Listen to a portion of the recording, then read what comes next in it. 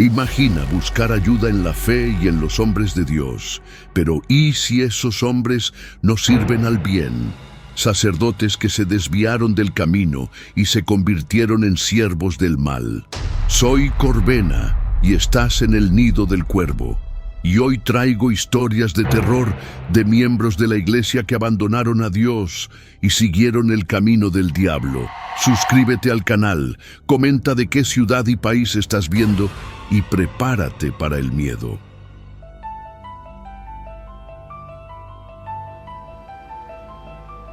Recuerdo vívidamente aquella noche lluviosa de otoño, cuando el viento aullaba por las calles estrechas de un pequeño pueblo en el interior de Italia, como si el propio infierno intentara invadir el mundo de los vivos. Era un joven seminarista en esa época, lleno de fe ciega e ilusiones de pureza, invitado a ayudar en una parroquia remota donde el padre Vittorio reinaba absoluto. Era un hombre alto, con ojos negros que parecían pozos sin fondo y una voz grave que resonaba como una campana rajada durante las misas. Los fieles lo reverenciaban, susurrando que tenía el don de absolver pecados que ni el diablo osaría tocar. Pero yo, tonto que era, no percibía que detrás de aquella sotana impecable se escondía algo peor que cualquier demonio de las Escrituras. El aire en la sacristía siempre olía a incienso viejo mezclado con algo dulce, y los crucifijos en las paredes parecían torcidos, negándose a mirarlo. Llegué allí por recomendación de un obispo amigo de la familia, pensando que sería una oportunidad para profundizar en mi vocación. Poco sabía que aquella iglesia, con sus torres góticas cubiertas de musgo, sería el escenario de una pesadilla que me persigue hasta hoy. Todo comenzó con las confesiones nocturnas. El padre Vittorio insistía en oírlas después del anochecer, cuando el pueblo dormía y solo el sonido distante de búhos llenaba el silencio. Yo lo ayudaba a preparar el confesionario, una caja de madera oscura tallada con escenas bíblicas que bajo la luz tenue de las velas parecían moverse sutilmente, casi con las figuras talladas respirando. Una noche, mientras arreglaba los libros de oraciones, oí un gemido ahogado viniendo del confesionario. Pensé que era un penitente atrasado, pero me di cuenta de que era el padre solo allí dentro, murmurando para sí mismo en un idioma que no era latín ni italiano, algo gutural, antiguo, que hacía erizarse los pelos de mi nuca. Salió de allí con el rostro pálido, sudor corriendo por la frente, y me ordenó que nunca lo mencionara. Algunos pecados, dijo con una sonrisa forzada, son tan profundos que requieren una absolución especial. Asentí, sintiendo un frío inexplicable extenderse por mi pecho, como si manos invisibles me apretaran el corazón. Los días se arrastraban en una rutina opresiva. Durante el día, la iglesia era un refugio de paz, con rayos de sol filtrándose por los vitrales coloridos, pintando el suelo de mosaicos con tonos de rojo sangre y azul celestial. Por la noche, todo cambiaba. Comencé a notar patrones extraños en los penitentes que venían a confesar. Eran siempre los mismos.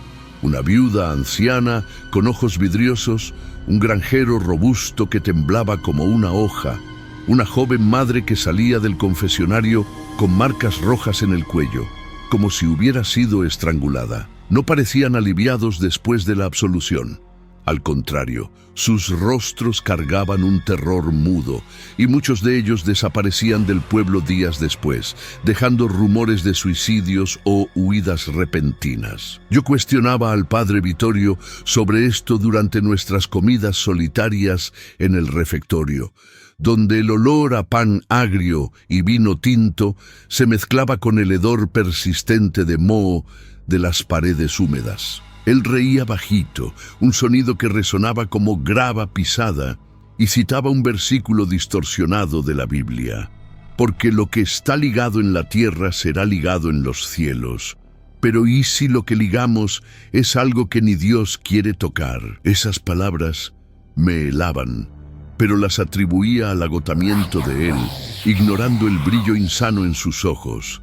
La tensión crecía, una niebla que se infiltraba en cada rincón de mi mente. Comencé a tener pesadillas donde veía sombras retorciéndose en las paredes de la iglesia, susurrando secretos que no quería oír. Una vez, me desperté en medio de la noche con el sonido de pasos arrastrados en el pasillo fuera de mi cuarto. Me levanté, el suelo frío bajo mis pies descalzos enviando escalofríos por la espina, y seguí el ruido hasta la capilla lateral. Allí, bajo la luz temblorosa de una única vela, el padre Vittorio estaba de rodillas ante un altar escondido, uno que nunca había visto antes, cubierto por un paño negro bordado con símbolos que parecían runas invertidas. Sostenía un libro antiguo, las páginas amarillentas oliendo a descomposición, y leía en voz baja como si invocara algo.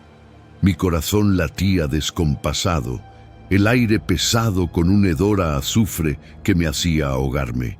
Me escondí detrás de una columna, sintiendo el sudor correr por la espalda, y oí fragmentos, nombres de fieles desaparecidos, pecados confesados que iban más allá de lo humano, asesinatos rituales, pactos con entidades sombrías, sacrificios de inocentes.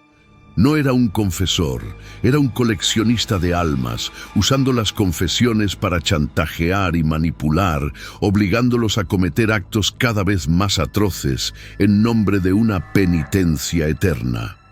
Pero lo peor vino cuando decidí confrontarlo. En una tarde gris, mientras la lluvia golpeaba las ventanas, entré en la sacristía y lo encontré examinando una caja de madera tallada. Dentro de ella, reliquias que no eran santas, mechones de cabello, uñas cortadas, pedazos de tela manchados de sangre, trofeos de sus víctimas. ¿Qué es esto?, pregunté, mi voz temblando, una llama a punto de apagarse. Se giró despacio, su rostro contorsionándose en una sonrisa que revelaba dientes amarillentos, y respondió: pruebas de fe, hijo mío. Cada pecado confesado me da poder sobre ellos, y a través de ellos sobre algo mayor. Se acercó, el olor de su aliento podrido envolviéndome. Tuve ganas de vomitar, y susurró una cita que me asombra hasta hoy, tomada de un antiguo grimorio que alegaba ser más viejo que la Biblia. El demonio no reside en el infierno, sino en el corazón del hombre que finge ser santo. En ese momento sentí una presencia detrás de mí, el aire solidificándose en garras frías, tocando mi nuca. La construcción de la tensión alcanzó el ápice en aquella noche final. Planeaba huir, pero antes decidí robar su libro para exponer todo al obispo. Esperé hasta que saliera para una visita pastoral, el reloj de la torre golpeando como un corazón agonizante. Entré en su cuarto, el aire sofocante con el olor a cera derretida y algo orgánico, podrido. El libro estaba allí, sobre la mesa, pulsando, casi vivo. Al abrirlo, las páginas revelaron no solo confesiones, sino diagramas de rituales, invocaciones que mezclaban latín con lenguas olvidadas, prometiendo inmortalidad a través de la absorción de almas. Mi estómago se revolvía, bilis subiendo por la garganta, mientras leía sobre cómo usaba a los penitentes como vasijas, obligándolos a cargar demonios que él mismo invocaba, no para exorcizarlos, sino para controlarlos. De repente, la puerta crujió detrás de mí. El padre Vittorio estaba allí, pero no solo. Sus ojos ahora brillaban con una luz roja, y su sombra en el suelo se extendía de forma imposible, con cuernos y alas deformadas. ¿Pensaste que yo era el monstruo?, rió, la voz resonando en múltiples tonos. Solo soy el guardián. Los verdaderos demonios son aquellos que confiesan, liberando sus pecados para que yo los coleccione. Y ahora, tú también. La verdad fue un rayo en la oscuridad. No era él quien invocaba a los demonios, eran los fieles, a través de sus confesiones manipuladas, quienes lo alimentaban. Pero lo peor, él no era humano. Al acercarme para luchar, su piel se rasgó, revelando no carne, sino una masa de sombras entrelazadas, tentáculos de oscuridad, formada por los pecados que había absorbido a lo largo de siglos. Era una entidad creada por la propia Iglesia, un confesor eterno designado para contener el mal, pero que se había corrompido, volviéndose peor que los demonios que debía desterrar. Escapé por milagro, quemando el libro y huyendo por el bosque, pero oigo su voz en mis sueños, susurrando que un día volverá por mí. ¿Estás seguro de que no hay un confesor como él en tu parroquia en este momento, escuchando tus secretos? Comenta abajo de qué ciudad y país estás viendo, y dime si ya sentiste ojos invisibles durante una confesión. Si esto te dejó inquieto, suscríbete al canal para más revelaciones que el mundo intenta esconder, porque el verdadero terror no viene del infierno, sino de quien usa la fe como máscara.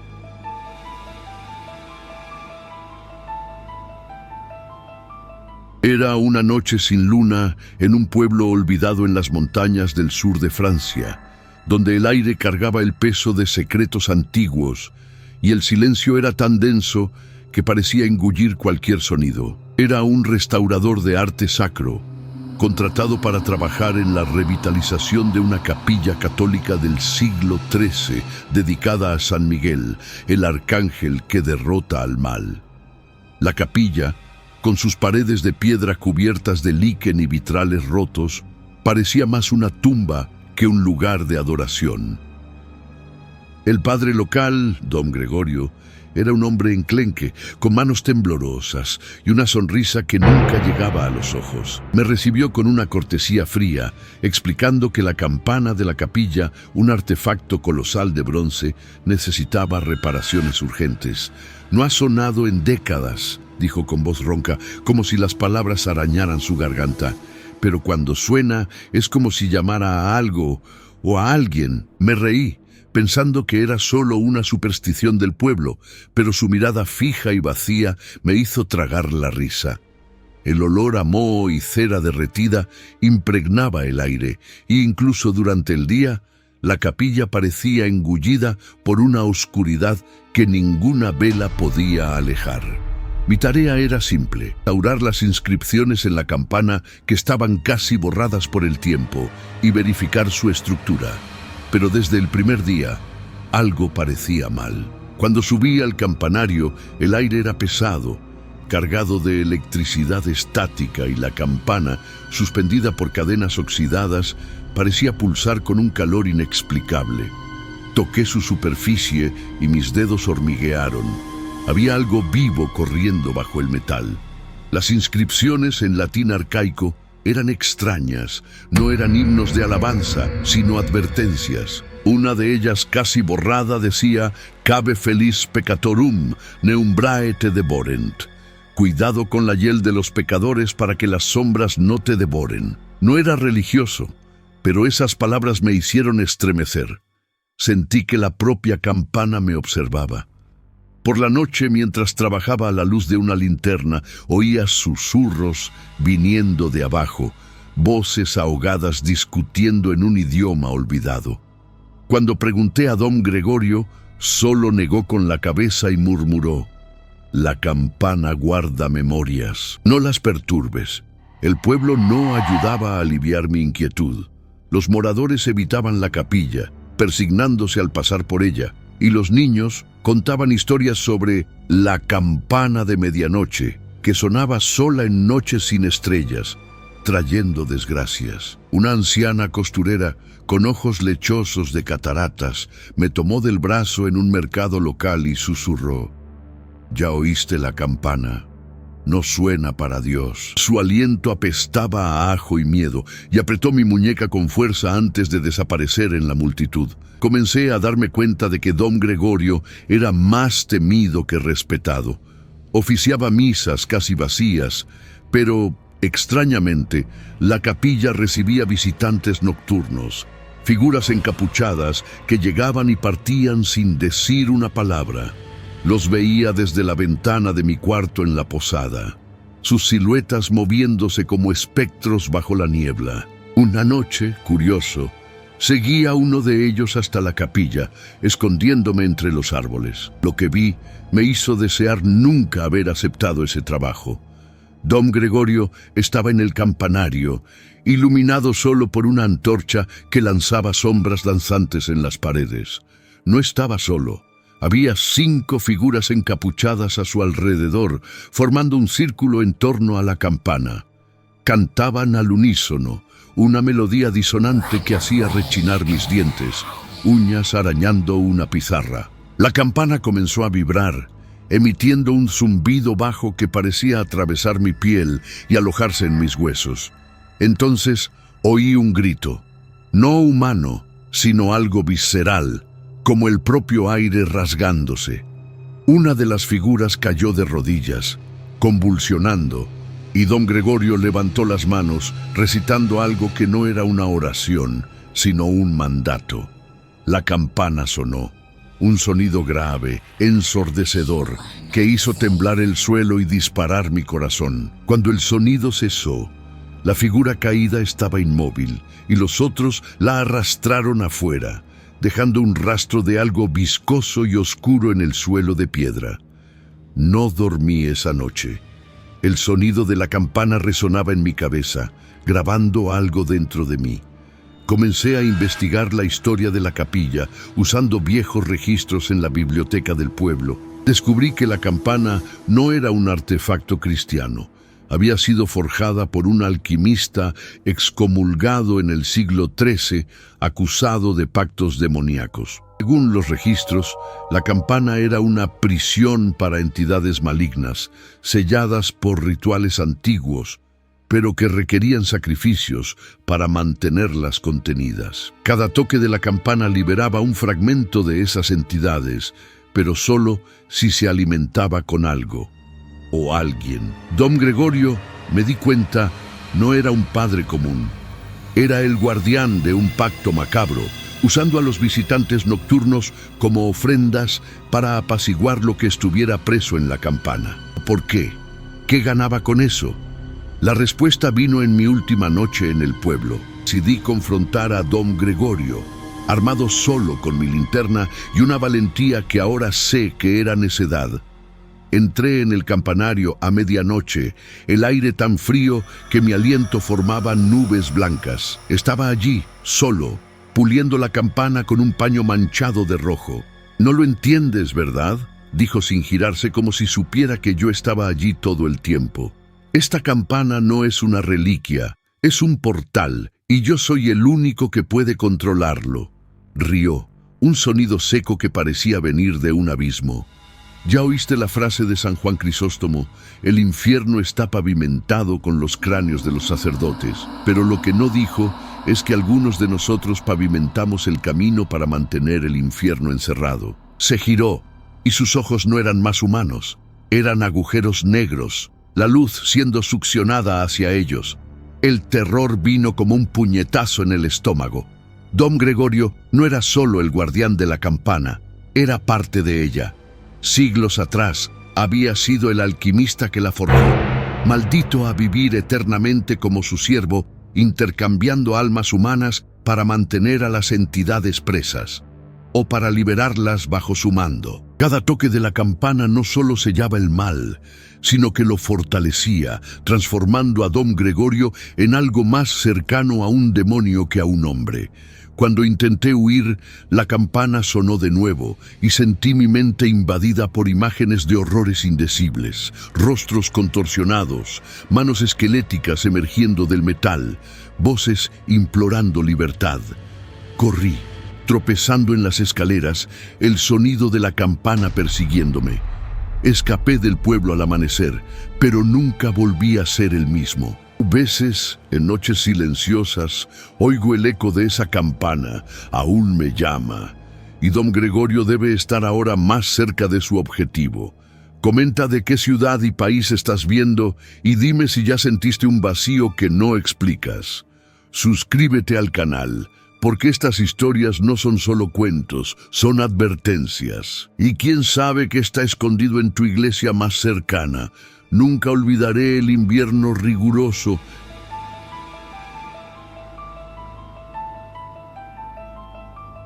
en que fui llamado a una diócesis aislada en los confines de Polonia, donde la nieve caía tan densa que parecía querer enterrar el mundo.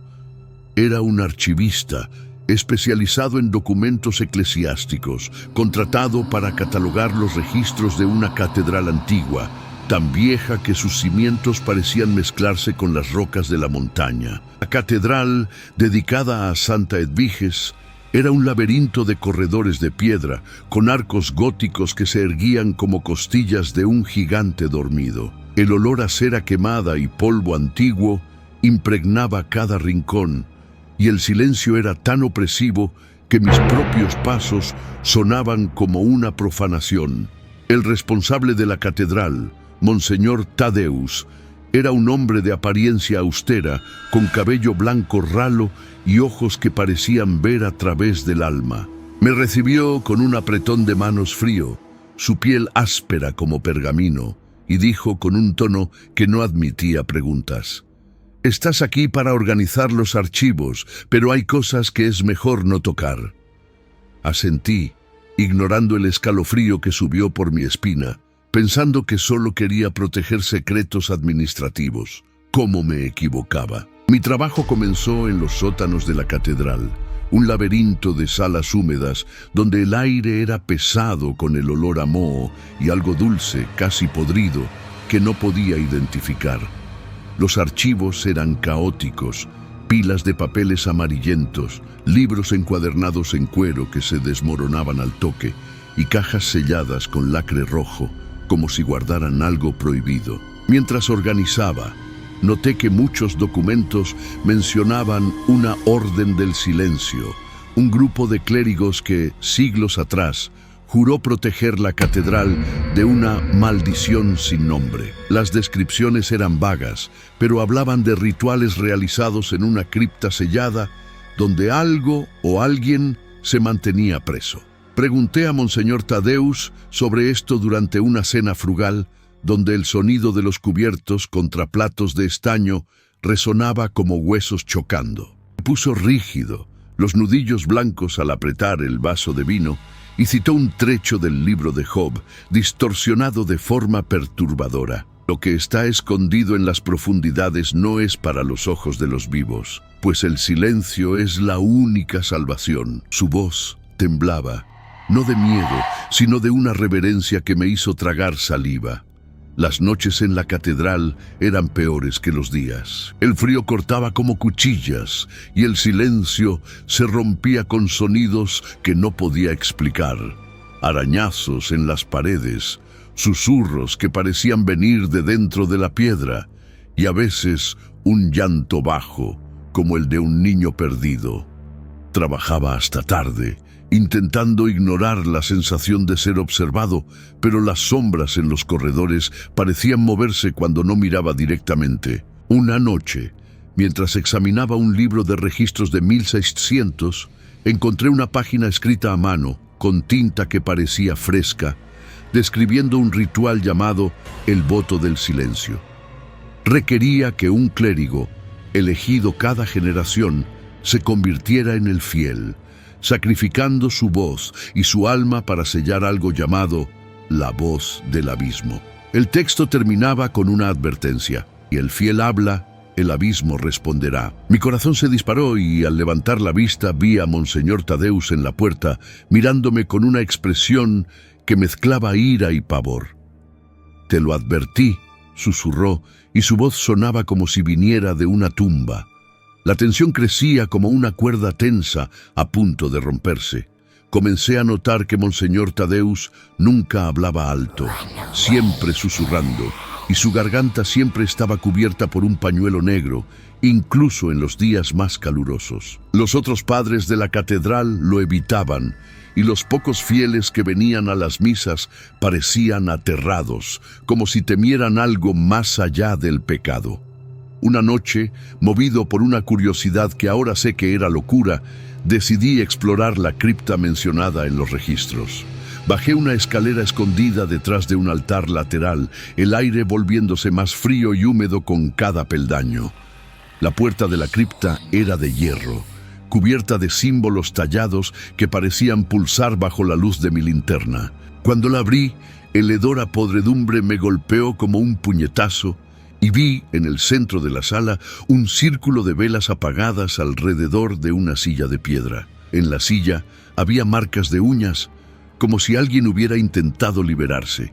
Y entonces oí un susurro, no de una voz, sino de muchas, superponiéndose en un coro disonante que parecía reptar dentro de mi mente. Sabía que no debería estar allí, pero no podía moverme. Fue cuando apareció Monseñor Tadeus, su pañuelo negro suelto, revelando una cicatriz horrenda en su garganta, como si algo hubiera sido arrancado. ¿Quieres saber qué guardamos?, preguntó, su voz ahora un graznido grotesco. Comenzó a recitar algo, no en latín, sino en un idioma que hacía helar mi sangre, y las velas en el círculo se encendieron solas, con llamas azules que no emitían calor. El suelo tembló, y los susurros se transformaron en gritos, como si 1000 voces presas imploraran libertad. Corrí, pero la puerta de la cripta se cerró con un estruendo, y Tadeus se acercó, sus ojos brillando con una luz que no era humana. «Yo soy el fiel», dijo, y mi voz mantiene al abismo callado, pero tú lo despertaste. La pesadilla vino como un cuchillo en las entrañas. Monseñor Tadeus no era solo el fiel, era hijo del propio abismo. Siglos atrás, la Orden del Silencio descubrió que la catedral había sido construida sobre un portal para algo antiguo, una entidad que se alimentaba de voces humanas, robándolas para crecer en poder.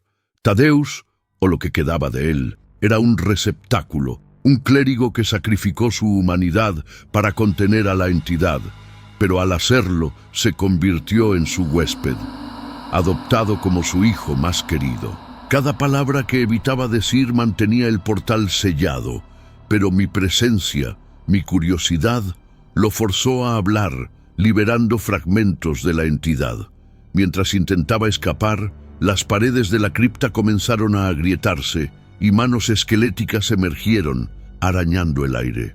Solo escapé porque rompí una de las velas, interrumpiendo el ritual, pero no antes de oír la voz de Tadeus, o de lo que hablaba a través de él, susurrar: «Ahora portas el silencio». Hasta hoy, no puedo hablar alto sin sentir algo moverse dentro de mí, como si mi voz no fuera más mía.